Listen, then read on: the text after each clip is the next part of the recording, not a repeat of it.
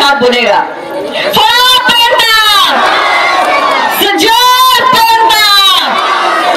अब लग रहा मेरे गोंडवाना के लोग बोले, है ना?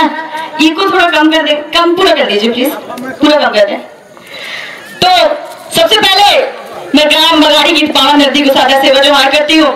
साथ ही यहाँ की समस्त पेन शक्तियों को साहित्य सेवा जोहार करते हुए समस्त हमारे मंचासी इस कार्यक्रम के अध्यक्ष और हमारे जितने मुख्य अतिथि हैं और सामने विराजमान इस गोंडवाना के भविष्य, हमारे बच्चे, हमारी माता शक्तियां, पितृ शक्तियां और युवा साथी, मैं आप सभी को साहित्य सेवा जोहार करती हूँ और आभार व्यक्त करती हूँ कि आप लोगों ने मुझे यहाँ पर बोलने का मौका दिया, आपने आमंत्रित किया।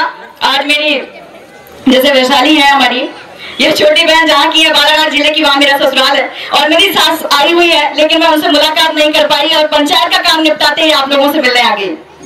तो ये ऐसा रहता है सरपंच का काम, ऐसा लोग सोचते हैं ना कि अरे सरपंच का काम है मस्त कुर्सी में बैठो, दस्तखत करो, बिल काटो, हो गया काम, यही सोचते हैं ना? ऐसा नहीं है भाई, सरपंचों को तो विधायक से भी ज्यादा काम करना पड़ता है, क्योंकि सरपंच को उन 5 गांव, मेरी जो पंचायत है जनपद मेंदवानी का सबसे बड़ी पंचायत है जिसमें 5 गांव आते हैं, और 5 गांव के लोगों की समस्याएं सुनते सुनते उनको निपटारा करते करते मुझे लगता है विधायक भी थक जाएगा, लेकिन सरपंच को नहीं थकना है ना? तो आज हम यहाँ पर हमारी गोंडवाना की दाई वीरांगना रानी दुर्गावती महारानी की जन्मतिथि मनाने के लिए उपस्थित हुए हैं।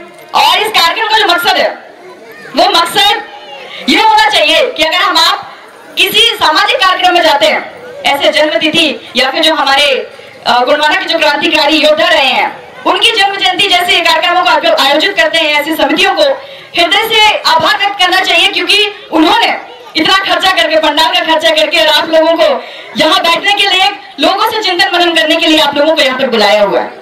तो ऐसी आयोजक समिति को भी सादर सेवा जोहार है। और अनिल मामा जी ने मुझे बताया ये कार्यक्रम जो है खड़कवारा में है, उन्होंने बताया कि आपको 5 तारीख को यहाँ पर आना है और मेरी ग्राम सभा भी चल रही है, जैसे 5 गांव है तो मुझे हर गांव में जो है 5 दिन तक ग्राम सभा आयोजित करनी होती है और वहाँ बैठना जरूरी है।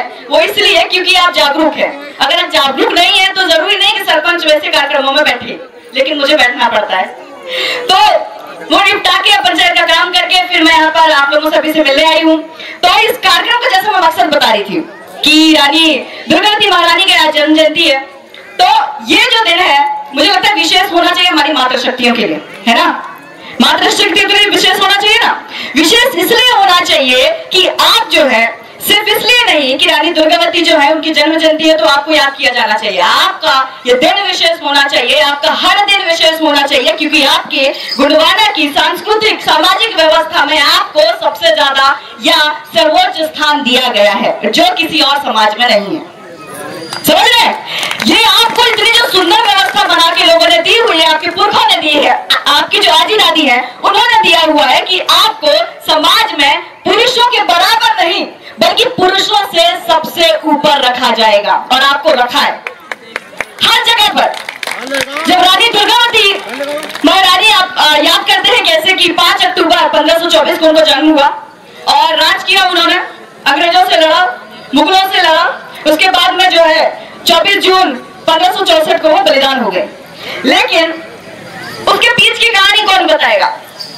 उसके बीच की कहानी इतनी सरल नहीं होगी, है ना? इतनी सरल नहीं होगी जितना आप और हम मान सकते हैं कि एक जो है रानी पैदा हुई और किसी गढ़ की, मंडला गढ़ की, जबलपुर कटंगा की जो है वो महारानी बनी और उनका जीवन खत्म हो गया ना। उनका जीवन बहुत ही ज्यादा मुश्किल रहा होगा, वो इसलिए क्योंकि उस समय जब उन्होंने राज किया तो शायद उनके साथ उनके स्वयं के पति भी नहीं थे जो आपको सबसे ज्यादा शक्ति प्रदान करते हैं। समझ इस बात को? वो अकेले अपने गोंडवाना के लिए, आपके लिए, जो आज इस पंडाल में आप बैठे हुए हैं, आपके लिए उन्होंने लड़ाई लड़ी, तो आज आप जल जंगल जमीन की बातें कर रहे हैं ऊंची आवाज उठाकर। इस बात को समझिए, उन्होंने बहुत मुश्किल झेली है। जब अकबर के जो सेनापति है आसफ खान, समझते हैं ना? आसफ खान नाम आप लोगों ने सुना होगा, दादा प्रेम शाह गीतों के माध्यम से कई बार सुने होंगे, उनकी वीरगाथा सुनी होगी। तो जब इन्होंने मुगल के जो शासक थे अकबर, दिल्ली शासक, तो उन्होंने महारानी दुर्गावती के पिंजरा भेजा था। मैं इसलिए ये कहानी बता रही हूँ हमारी माताओं बहनों को, क्योंकि उन्हें ये जरूर सुनना चाहिए कि हमारी सीमाएं किस हद तक हैं या हमारी सीमाएं शायद कहीं है ही नहीं, हम महिलाओं की। तो उन्होंने एक पिंजरा भेजा और अकबर जो है उन्होंने ये बोला कि रानी आप हमारे पास आ जाइए, महिलाओं का इस तरह क्रांतिकारी बनना, इस तरह योद्धा बनना शायद सही नहीं है, आप पिंजरे में रहने लायक हैं, जो नारियां हैं, जो महिला है, उनको पिंजरे में रहना चाहिए। समझ रहे हैं? तो महारानी दुर्गावती ने अपने आत्मसम्मान के साथ, स्वाभिमान के साथ समझौता नहीं किया। उन्होंने मुगल शासक अकबर को एक चरखा भेजा कि आपका काम भी शासक करना नहीं है, आपका काम क्या है? चरखा चलाना। आप चरखा चलाइए और मुझे अपनी, मेरी नीतियां, मेरे कानून, मेरे न्याय की व्यवस्था को आप मत सिखाइए। वही जब कहते हैं कि महिलाओं को यह बोल दिया जाए कि आप ये काम नहीं कर सकती हैं, तो मान लीजिए कि ये दुनिया डर बैठी है कि आप ये काम जरूर कर पाएंगी, इतनी शक्तिशाली हैं आप। इस बात के लिए आप अपने आप के लिए ताली बजाइए। आप इस बात को समझिए, जब पूरा समाज जब आपको रोकने के लिए उंगली उठाए तो समझ जाना इस दुनिया में सबसे शक्तिशाली आप हैं। समझेंगे? जब मैं पंचायत का चुनाव लड़ रही थी ना, तो पंचायत से लेके जनपद से लेके जिला तक के कर्मचारियों ने मुझे ना जीतने की कसम खाई थी कि ये सब जितने भी पंचायत में 7 प्रत्याशी थे उनमें से कोई भी जीत जाए, लेकिन ये लड़की पंचायत में सरपंच नहीं बननी चाहिए। तो भला जनपद वालों को क्या लेना देना? मैं तो अपने पंचायत की सरपंच बन रही थी। जिला वालों को क्या लेना देना? नहीं लेना देना था ना? लेना देना है। वो डरते हैं आपकी काबिलियत से, वो डरते हैं कहीं कि उनका धंधा बंद ना हो जाए। इस बात को समझो, जैसे रानी महारानी दुर्गावती से सब डरते थे कि अगर वो यहां पर राज करना चालू कर दी तो शायद ये गोंडवाना के लोगों में इतनी ऊर्जा भर देंगी कि वो कभी किसी के सामने झुकेंगे नहीं, जो उन्होंने किया। ये आपके गोंडवाना के समाज की खूबसूरती है। समझ रहे हैं इस बात को? इसको समझिए, गौर करिए कि रानी दुर्गावती को हम आखिर पूछते क्यों हैं, आखिर मानते क्यों हैं? कहते हैं जो चले गए, जो क्रांतिकारी आपके समाज के लोग हैं, उनके गुणों को हम अपने दिलों में बैठाएं। वो गुण कौन से? मानव कोई नहीं है जिनके अंदर कोई अवगुण ना हो, लेकिन वो अवगुण आपके समाज के लोगों पर हावी नहीं होना चाहिए। वो न्यायिक व्यवस्था है आपके गुणवाना समाज की, है ना? वो नहीं चाहते कि आपकी वजह से किसी और का नुकसान हो, आपकी वजह से कोई समाज की व्यवस्था बिगड़े। और जो खूबसूरत समाज है ना, खूबसूरत समाज की वजह से, उनकी जो व्यवस्था है उनके वजह से आप दुनिया में सबसे अलग पहचान रखते हैं। जो गीतों के माध्यम से, संगीतों के माध्यम से दादा प्रेमचंद मरावी ने 45-40 सालों से आपके बीच में रखने का कोशिश किया है, इस गोंडवाना की धरती में उनको जीवित रखने का कोशिश किया है, और वो शायद कर रहे हैं, है ना? अभी जैसे भैया आदाशा मरावी जो है, मिनी स्वर लेडी के नाम से जानते हैं, मुझे लगता है उन पर ये नाम बहुत सूट करता है, क्योंकि दादा प्रेमचंद मरावी जैसे वो बता रहे थे उनके कार्यक्रम में, वो 8 साल या 9 साल के रहे होंगे तब से वो जा रहे हैं। तो जब उन्होंने अपने गीत संगीतों को जो लेकर आए हैं, वो कहीं और से लेकर नहीं आए, वो आपके समाज से उपजा है। या आपके जो सियाने लोग हैं, जो आपके रीना सैला है, उनसे उपजा हुआ है। वो उनको इसलिए पता है क्योंकि वो आधे से ज्यादा समय आपके समाज के साथ बैठते रहे हैं। उनको वो चीजें, वो आपको ज्ञान जो है किताबों में नहीं मिल सकता है, वो सिर्फ कहां मिलता है? आपके ये बुजुर्गों के पास, आपकी आजी नानियों के पास, आपके दादा दादी के पास में। मानते हैं ना? भूल लीजिए कहां पे कि रीना कैसे किया जाता है, हमारी माताएं बहनें कैसे, एक हाथ को कब लेके जाना है आगे, पैर को कब लेके जाना है पीछे, ये कहीं लिखा मिलेगा? नहीं मिलेगा ना। वो कहां मिलेगा? हमारी आजियों के पास, हमारी नानियों के पास। और इस खूबसूरती को जब हम आप किताब में नहीं लिख सकते हैं, तब विश्व के लोग कहते हैं कि इन लोगों को जीवित रखो, विश्व आदिवासी दिवस, मूल निवासी दिवस दो, ताकि इनको विशेष पहचान के रूप में इनको हम जीवित रख सके, ताकि आगे आने वाली पीढ़ी की खूबसूरती जो है, इस दुनिया की खूबसूरती जीवित रह सके। आपको इतना विशेष बनाते हैं, वो आपकी संस्कृति को विशेष बनाते हैं। समझ रहे ना? हम बहुत मामूली लोग नहीं है, छोटे लोग नहीं है। हम जब संस्कृति की बात करते हैं, रीति रिवाजों की बात करते हैं, तो उनमें प्रकृति बसती है। प्रकृति आप में बसती है, आप प्रकृति में बसते हैं। आपको प्रकृति का तालमेल पता है। आपको पता है कि कौन से खेत में कोदो बोना है, कौन से खेत में गेहूं बोना है, कौन से खेत में धान बोना है। ये कौन सी किताब में लिखा, जरा बताना। ये किताबें कब आई होंगी? किताबें आई होंगी आपका जब देश में क्या आया होगा? कागज आया होगा, है ना? जब कागज आया होगा तो आपकी किताबें आई होंगी, आपके नियम व्यवस्था लिखे गए होंगे, लेकिन आपका समाज क्या किताब आने से बात का है? आपका समाज तब है जब ये पृथ्वी बनी, जब ये धरती बनी, होगी तो पहला जो मानव पैदा हुआ इस दुनिया में वो आप थे। आप गॉड थे। आप इस धरती को, एक एक चीज को समझने वाले, पशु पक्षियों को, कीड़े मकोड़ों को, पत्तों को, ये पेड़ों को समझने वाले आप थे। तो आपको किसी किताब के लिए मोहताज होने की जरूरत नहीं है। आपका ज्ञान पराविज्ञान है, दादा प्रेम शाह मरावी कहते हैं ना।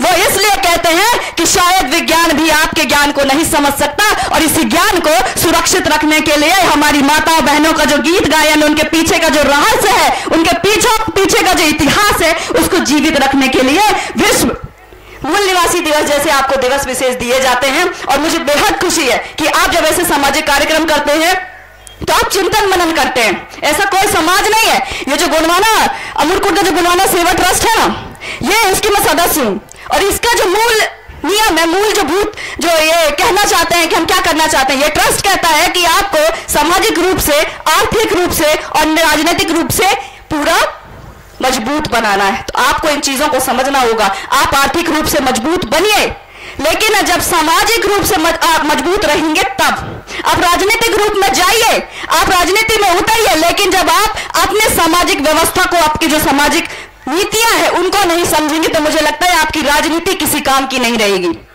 है ना। तो आपको हर क्षेत्र में आगे बढ़ना है, लेकिन आपके समाज की खूबसूरती को बचाते हुए। आपके जो हमारी जो बहनें हैं, माताएं हैं, उनको विशेष रूप से ये चीज ध्यान में देनी होगी, क्योंकि ये समाज आपसे पैदा हुआ है। अगर आप खत्म हो गए तो यह समाज कहीं ना कहीं खत्म हो जाएगा, है ना। जब हमारी माताओं बहनों की बात की जाती है तो लोग कहते हैं अरे ये तो महिला है, वो क्या कर पाएंगी।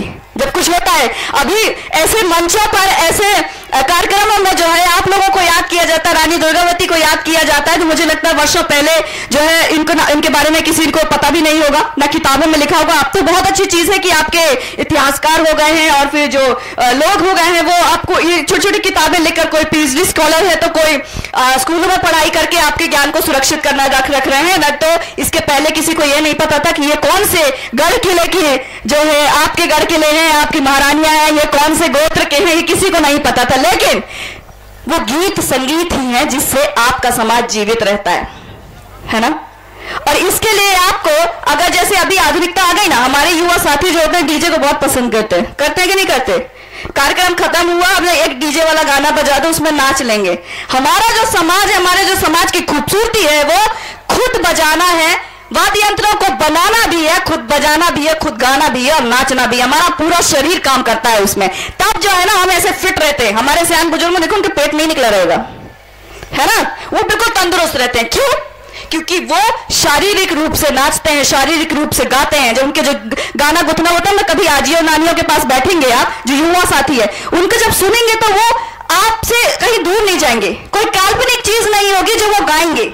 जब वो गाते हैं तो आपके बीच के समाज की नीतियों को गाएंगे। जब वो गाएंगे तो किसी महिला की, किसी लड़की के जो आपके जो आभूषण है, आपकी जो आजी नानियों के जो पारंपरिक आभूषण है, उनके बारे में गाएंगे कि हवाल क्या है, सुतिया क्या है। वो जब एक दूसरे से जब छेड़छाड़ वाला जो वो होता है ना, शादी ब्याह होता है, जब खाना खाने अपने बारात आती है, तब एक दूसरे से किस्सा कहानी वाला चलता है। महिलाएं यहाँ से किस्सा कहानी छोड़ती है तो वो जो बाराती है उनको बताना होता है, सही गैस कर लिया तो खाना खाओगे। होता है कि नहीं होता?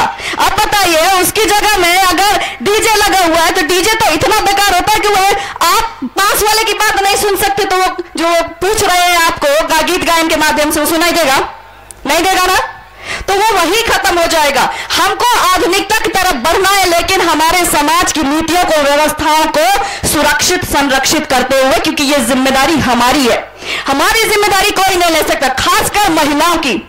महिलाओं के लिए लड़ाई खुद को लड़नी पड़ेगी, आपके लिए कोई बाहर से नहीं आएगा। वो इसलिए कह रही हूं क्योंकि कहते हैं कि पुरुष काम करके जो है ना वो घर आता है, लेकिन महिलाएं काम करके फिर से काम करने के लिए घर पर आती है कि नहीं आती? खेत किसानी, जब खेती किसानी करने आप जाते हैं तो पुरुष आएंगे, नांगर फांद के आएंगे, लेकिन आके हाथ मुंह धो के आपसे बैठ जाएंगे वो, ठीक है। लेकिन आप क्या करेंगे? आप जाएंगे, उनके साथ कांद बीन के आएंगे, खेत में बीज बो के आएंगे। लेकिन जब आप घर में आती हैं तो आपके लिए आराम से बैठने के लिए जगह नहीं है। आपको क्या करना है? जाके वहां राशि में पड़ी होंगी लकड़ियां, उनको लकड़ियों को लाके चूल्हे के पास रखना है। आपको आपके जो बर्तन है दिन भर के वो रखे हुए हैं, आपको मांझ के लेके आना है, अंदन चढ़ाना है और वहीं पर 2 मिनट के लिए बैठना है कि अंदन आ जाए तो उसमें चावल या पेज हो रहे। सही है ना? इतनी जो मेहनत है को इसलिए दी गई है कि वो सिर्फ इसलिए नहीं कि आपका मानसिक रूप से शारीरिक रूप से कमजोर है, वो इसलिए दी गई है कि आप जो है पुरुषों से कहीं ज्यादा शक्तिशाली है। आप अपनी शक्तियों को समझिए, आपकी ऊर्जा को समझिए, आपको दुगना मेहनत करती है आप, बावजूद उसके आप कभी जीवन भर आप थकती नहीं है, नहीं थकती ना। अभी भी यहाँ बैठी हुई है, यहां से ऐसा जाके ऐसा नहीं आप तो यहाँ संगोष्ठी करने बैठ जाएंगे, मीटिंग करने बैठ जाएंगे कि अच्छा हुआ, कार्यक्रम कैसा हुआ, वहां दिमाग में चिंता चल रही है कि आज काइन बना दो, घर में चावल नहीं मेरे है कि नहीं है ना, ये सोच रहे होंगे। वो बारी के खीर लो तोड़ के बनाऊं, कैसे करूं, अंधियार हो जाए तो काइन बनाऊं, ये चिंता चल रही है ना। तो ये दिमाग, ये जो सोच है, ये हमारी पुरखों की सोच है, जहां वो खुद अपने बारे में नहीं सोचती, वो किसके बारे में सोचती, समाज के, परिवार के बारे में, कि अगर मैं यहाँ पे बैठी रह गई तो मेरे परिवार का आज भूख कैसे मिटेगी। ये सुंदर व्यवस्था आपके पुरखों ने दी, आपके सियानों ने दी, और ये खूबसूरती ही आपके समाज की संस्कृति कहलाती है, जो कहीं बाहर से नहीं सीखी जा सकती। आप अपने बच्चों को सिखाइए, अपनी बच्चियों को सिखाइए, जो आप सिखा सकते हैं वो कहीं और नहीं सीख सकते। क्योंकि बच्चों को जब हम पढ़ाने लिखाने के लिए बाहर भेज देते हैं ना, वो आके हमने क्या उम्मीद करके भेजा उनको बाहर, हमने ये उम्मीद करके भेजा कि वो बाहर जाएंगे, कुछ सीख के आएंगे और समाज के लिए वो फायदा होगा। वो क्या कर रहा है, वो हमारा बच्चा हम बाहर भेज रहे हैं, वो बाहर से आ रहा हो हमको सिखा रहा कि तुम ये गलत कर रहे हो। शादी ब्याह में लुगड़ा धुतिया नहीं पहना जाता है, शादी ब्याह में धोती कुर्ता नहीं पहना जाता है, शादी ब्याह में गांगरा चोली पहनेंगे, वो आपको सिखा रहा है। ऐसा बच्चा, आप जो युवा साथी, मैं उनसे बारंबार निवेदन करना चाहूंगी कि आपकी जो संस्कृति, आपकी जो धरोहर है, आपको बचाने के लिए, शिक्षित करने के लिए आपके समाज ने, आपके माँ बाप ने आपको बाहर भेजा हुआ है, तो इस चीज का विशेष ख्याल रखें। क्योंकि जब मेरी शादी हुई थी, मैं खुद मीडिया से ताल्लुक रखती हूँ, मेरे पति जो है फिल्म डायरेक्टर है, बहुत अच्छी अच्छी फिल्में बनाई हुई हैं इन्होंने, और एक फिल्म को इंटरनेशनल लेवल पे अवार्ड मिल चुकी है, 7 अवार्ड, इंटरनेशनल मतलब अंतरराष्ट्रीय स्तर पर। तो उनसे जब बोला गया कि आप किस तरीके से जो है पहले ये पूछ लें कि वो शादी किस तरीके से करना चाहते हैं, तो मैंने बोला बेशक वो हमारे रीति रिवाज जो है, गोंडी रीति रिवाज, उनसे ही शादी करेंगे। उन्होंने वहां, क्योंकि जैसे ये कह रही है कि हमारे यहाँ भाषा है, वैशाली ने बोला ना भी कि हमारे यहाँ भाषा लेकिन संस्कृति कम है, तो ये मेरे लिए बड़ी सौभाग्य की बात है कि हमारी संस्कृति और इनकी भाषा, मुझे दोनों का तालमेल मिला हुआ है, ये मेरा सौभाग्य है। और गोंडी रीति रिवाज संस्कृति जहां मेल खाती है, जहां सारे लोग, जहां क्या मंडला, क्या बालाघाट, क्या डिंडौरी, क्या अनूपपुर, जहां ये मिल जाते हैं ना, इस व्यवस्था को सुंदर बनाने वाले आप गोंडवाना के लोग, इसको आप सामूहिक रूप से संस्कृति बना देते हैं। समझ रहे हैं? ये छोटी चीज नहीं है, ये हर किसी के पास ये कला नहीं है जो आपको आपके समाज जितना खूबसूरत बना सके। जब हमारी महिलाओं को, जब माहवारी का समय आता है, जिस पर विशेष जो है कोई लोग बात नहीं करना चाहते, मैं करूंगी, जब भैया माहवारी का समय आता है तो क्या होता है उसमें, माहवारी के समय में आपकी जो माताएं बहनें हैं उनको कितना आप आराम देते हैं ना। 5 दिन का अगर माहवारी का समय, तो आप उनको क्या करोगे, आप उनको बोलोगे कि आप बाहर का काम मत करो, आप उनको बोलोगे पानी कांजी मत भरो, आप उनको क्या बोलोगे कि खाना मत बनाओ, जहां तुम हो वहीं पर तुम्हारे लिए अलग से मटके में पानी रख दिया जाता है ताकि तुमको तकलीफ ना हो पानी भरने के लिए, मझिरियों में जाने के लिए। सही है कि नहीं? करते हैं ना, ये सहूलियत आपके पुरुष देते हैं आपको आराम देने के लिए, आपके लिए खाना बनाकर दे देते हैं कि तुम मेहनत मत करो, तुम्हारे जो कष्ट के दिन है हम आपके साथ खड़े हैं, पूरा काम करके आपको वो दे देते हैं। देते कि नहीं देते? पुरुष वर्ग सहमत है ना इस बात से? आप उनको कितना आराम देते हैं। ये सुंदर व्यवस्था कहां मिलेगी? ये सिर्फ आपके गोंडिया समाज में व्यवस्थित है ना। तो आप, हमारी जितनी मातृ शक्तियां हैं, पितृ शक्तियां हैं, मैं आपसे अनुरोध करती हूं कि आपके समाज को, इस खूबसूरत समाज को आप जीवित रखिए, क्योंकि अगर आप खत्म हो जाए तो आपका समाज तो खत्म होगा ही, ये पूरी सृष्टि खत्म हो जाएगी। और इसको, सृष्टि को खत्म करने के लिए आपको क्या करना होगा? खत्म नहीं होने देंगे ना। आप इस समाज को बचाइए, आप इस अपने जो रीति रिवाज है, पुरखी व्यवस्था है, उनको बचाकर रखिए, पुरकोटी व्यवस्था है उनको बचाकर रखिए, गीत गायनों को बचाकर रखिए, क्योंकि आपके गीत गायनों के पीछे बहुत बड़े बड़े रहस्य हैं जो दादा प्रेम शाह हमारा भी बहुत अच्छे से विस्तार से समझाते हैं। इनके ज्ञान का तो शायद हमको एक नाखून के बराबर भी ज्ञान नहीं होगा, तो मैं उन पर बात नहीं करना चाहूंगी। और हमारी माता शक्तियां, पितृ शक्तियां, हमारे जो रानी दुर्गावती, मनावी है, सुंदरी देवी है, कमलावती है, आप इनके बारे में प्रेरणा लीजिए। ये प्रेरणा लीजिए कि उन्होंने हमारे समाज के लिए बहुत कुछ किया है, तो आज से हम सिर्फ अपने बारे में ना सही, इस समाज के बारे में सीखेंगे, इस समाज को सुंदर बनाएंगे। और मुझे यकीन है कि जब आप इस कार्यक्रम से बाहर जाएंगे तो मुझे लगता है रात में कम से कम 5 मिनट ये बात जो है ना यहाँ पर जितने लोगों ने आप लोगों से कही है वो आपके दिमाग में जरूर घर करेंगे और आप इस पर चिंतन मनन करेंगे। और जो हमारे पुरुष वर्ग हैं, हमारे जो मातृशक्ति पितृशक्ति हैं, उसमें से जो पितृशक्ति आपको जो इतना बड़ा सहयोग देते हैं, मुझे यकीन है कि आपकी संस्कृति रीति रिवाज परंपराओं को संरक्षित करने के लिए, सुरक्षित करने के लिए जैसा राजनीतिक ढांचा चाहिए, क्योंकि आपको खत्म करने का षड्यंत्र रचा जा रहा है, तो मुझे लगता है कि आपके से बेहतर जो है रीति रिवाज परंपराओं को संरक्षित कोई और नहीं कर सकता। तो ऐसा व्यक्ति संसद में पहुंचाइए जो आपको संरक्षित कर सके, क्योंकि राजनीति और इस देश में, इस दुनिया में, इस धरती में राज करने की जो नीति है ना, वो हमारे रगों में है। रानी दुर्गावती मडावी, शंकर साहब रघुनाथ शाह, इनसे आप सीख ही चुके होंगे, है ना। तो इससे भी पीछे मत रहिएगा, क्योंकि अगर आप शासन और सत्ता में है तो मुझे लगता है दुनिया की हर नीति को सही कर सकते हैं, नीति को बिगाड़ सकते हैं। तो सही करने के लिए भी आपको राजनीति में उतरना पड़ेगा, और राजनीति में सिर्फ राज करने के लिए, विधायक बनने के लिए और फिर सांसद बनने के लिए नहीं, समाज को खूबसूरत बने रहे उसके लिए आपको अपने जैसा सांसद और विधायक बनाना है। तो इसी आशा और उम्मीद के साथ मैं अपनी वाणी को यही विराम देती हूँ, और एक बार मेरे साथ हाथ उठा के सेवा करेंगे। फड़ा पेंटर, सजोद पेंटर, दादा हीरा सिंह मकामला। बस यही आशा और उम्मीद करती हूँ, जैसा आप लोग यहाँ पर मानसिक रूप से उपस्थित रहे, मुझे लगता है आप आजीवन अपने समाज के लिए सशक्त रहेंगे और मानसिक रूप से उपस्थित रहेंगे, अपने समाज के बारे में सोचेंगे, अपने बच्चों के बारे में सोचेंगे, अपने आने वाली पीढ़ी का जो भविष्य है और इस धरती को बचाने के बारे में सोचेंगे। आप सभी को सादर से वजहार।